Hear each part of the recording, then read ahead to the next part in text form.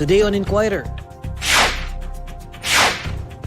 the proposed Maharlika Fund would be amended, removing GSIS and SSS as among its funding sources, according to Marikina Representative Stella Quimbo. Philippine unemployment rate eases to 4.5% in October.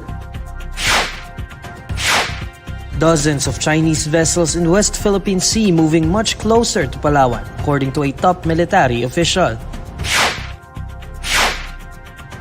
Magnitude 5.3 earthquake jolts Camarines Norte and other parts of Luzon, including Metro Manila. And former JRU player John Amores, who was expelled after a punching spree in the NCAA, receives words of encouragement from Vice President Sara Duterte.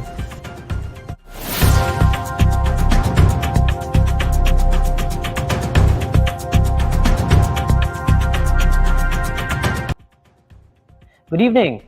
For our top story, the proposed Maharlika Wealth Fund will be amended, removing GSIS and SSS among the top funding sources. According to one of the bill's proponents, Representative Stella Luz Quimbo, our House reporter Gabriel Lalu has the details. Gab?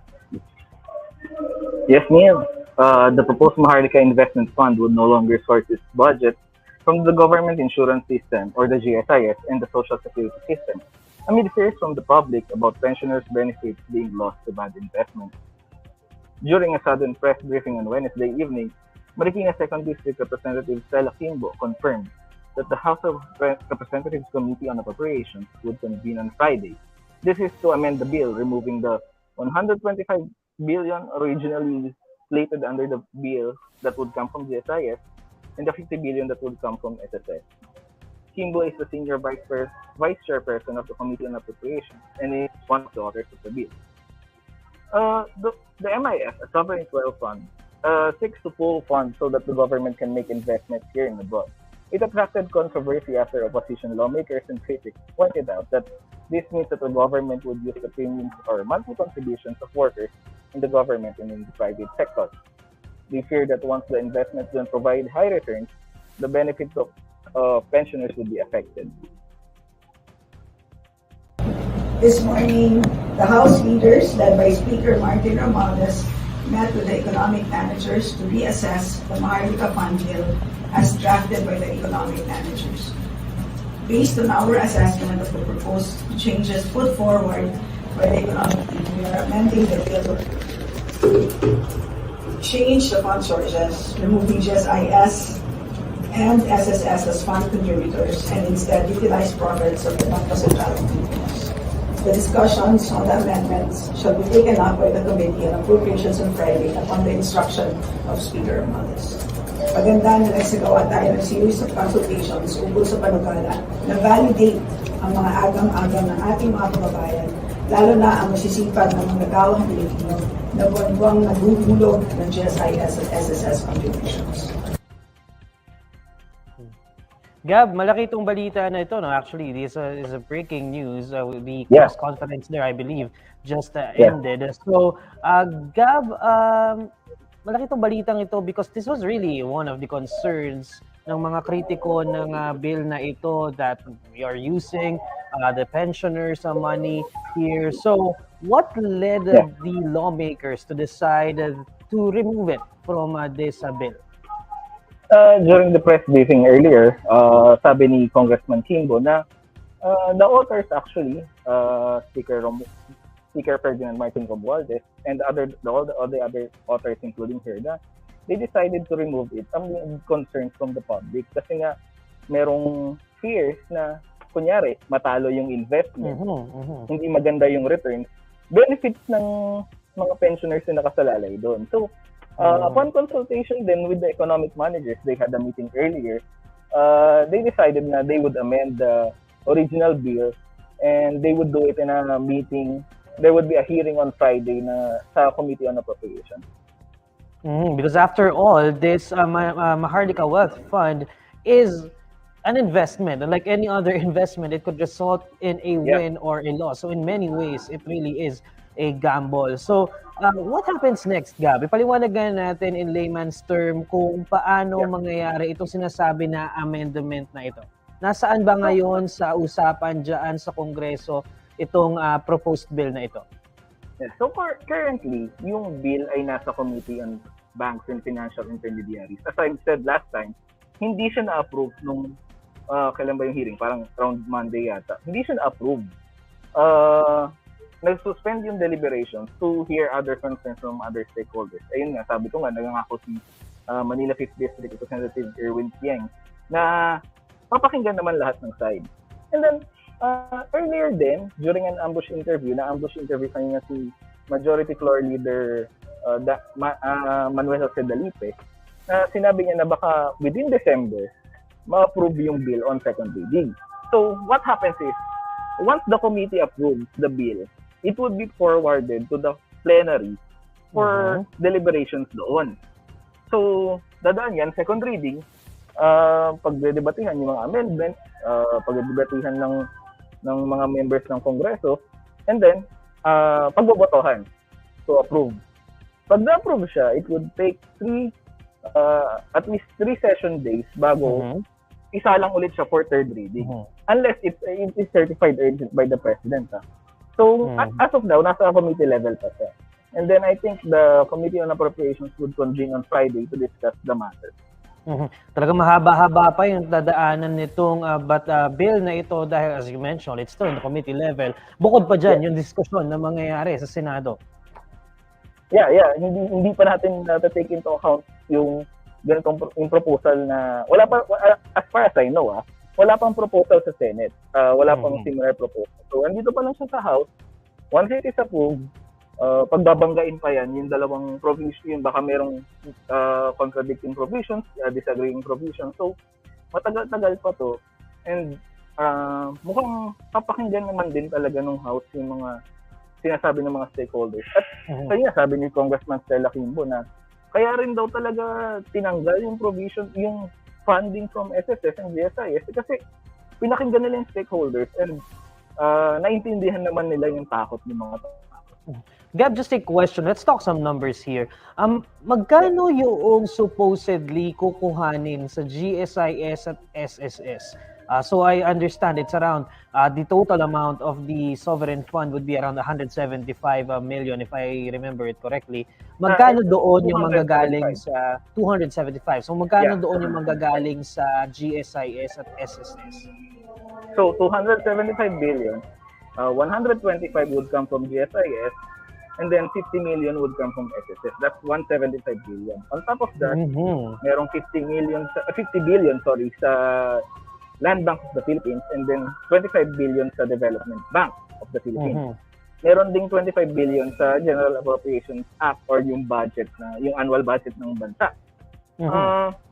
Ngayon, dahil tinanggal yung 175 billion, ang sabi nila, hindi nila in-specify kung saan manggagaling ngayon. Pero sabi nila, posibleng source is Bangko Sentral ng Pilipinas dividend.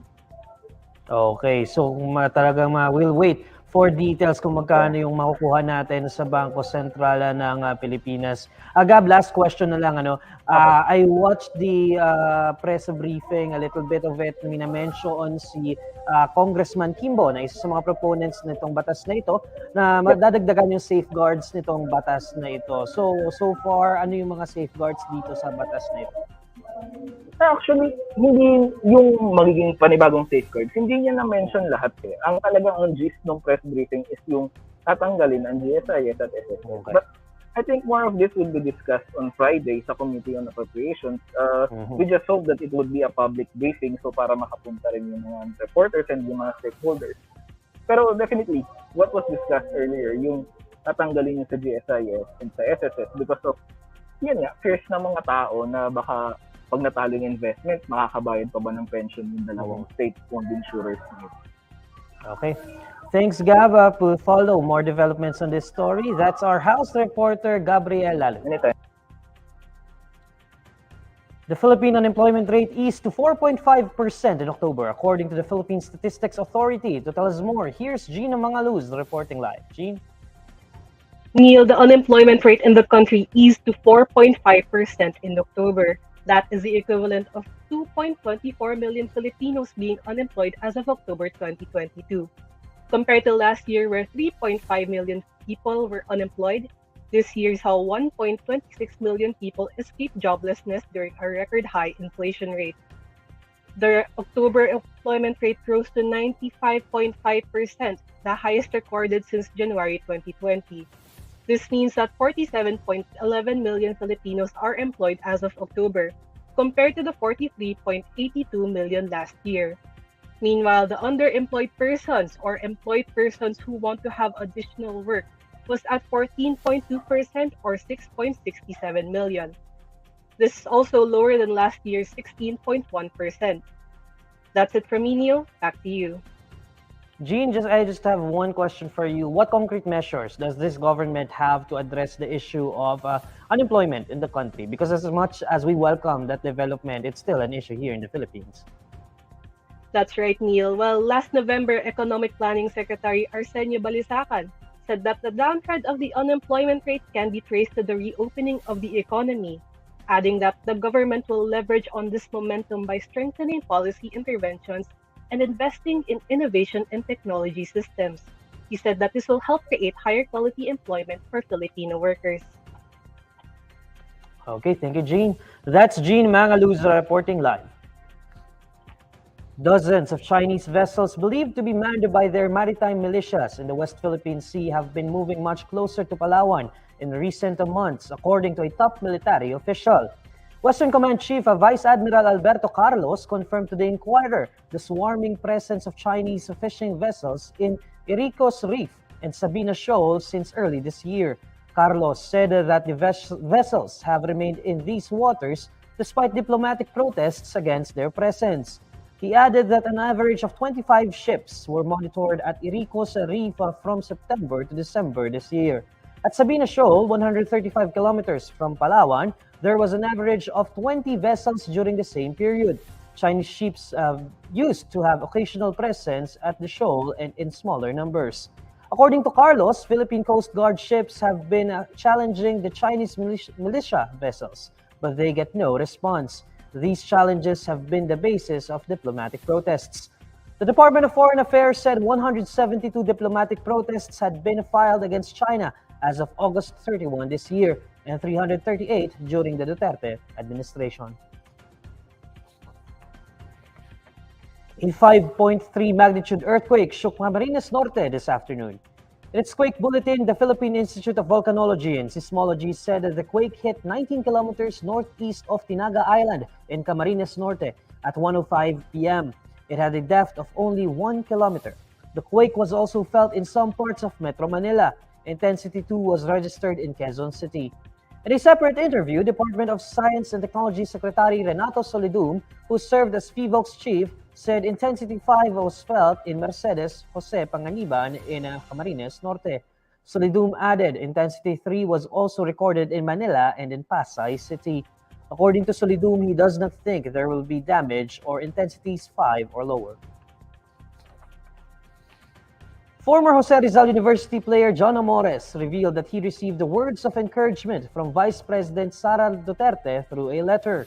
On Instagram, Amores posted a photo of a letter from the office of the Vice President. In his caption, Amores said it is a pleasure to receive this kind of gesture from VP Duterte. He added he would have the letter framed as remembrance, saying, quote, "There is still a light in the darkest season of his life." The post also included a supposed excerpt from VP Duterte's statement telling Amores to remember the lesson, not the mistake, and that he has a friend from the office of the Vice President. Amores was recently expelled from the Heavy Bombers and suspended from the NCAA due to his punching spree against the College of St. Benilde Blazers last month. Amores is also facing charges from Blazers players Tane Davis and Jimboy Pasturan and UP's Mark Belmonte after separate punching incidents this year. And these are the stories you need to know. I'm Neil Mercado. It's 18 days before Christmas. Follow INQUIRER.net on Facebook, Twitter, YouTube, TikTok, Instagram, and Reddit. For more stories, visit INQUIRER.net. Good evening.